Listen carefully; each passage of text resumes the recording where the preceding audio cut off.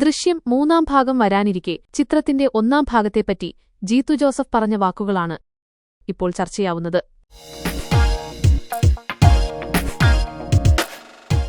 ഈ സിനിമ ഒരു highly intelligent ത്രില്ലറാണെന്ന് ആരും കരുതരുത്.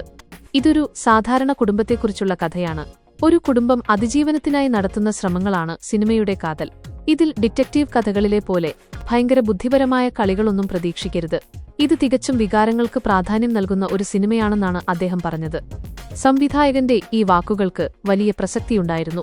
കാരണം ഒരു സസ്പെൻസ് ത്രില്ലറാണ് എന്ന ധാരണയിൽ ആളുകൾ കൂടുതൽ സങ്കീർണമായ കഥാസന്ദർഭങ്ങൾ പ്രതീക്ഷിക്കാൻ സാധ്യതയുണ്ടായിരുന്നു. എന്നാൽ സിനിമ കണ്ടപ്പോൾ പ്രേക്ഷകർക്ക് ജീത്തുവിന്റെ വാക്കുകൾ എത്രത്തോളം ശരിയാണെന്ന് മനസ്സിലായി. കഥാപാത്രങ്ങളുടെ വികാരങ്ങൾക്കും അവരുടെ അതിജീവന പോരാട്ടത്തിനും പ്രാധാന്യം നൽകി ഒരുക്കിയതിനാലാണ് ചിത്രം ഇത്രയധികം പ്രേക്ഷകരുമായി ബന്ധപ്പെട്ടത്.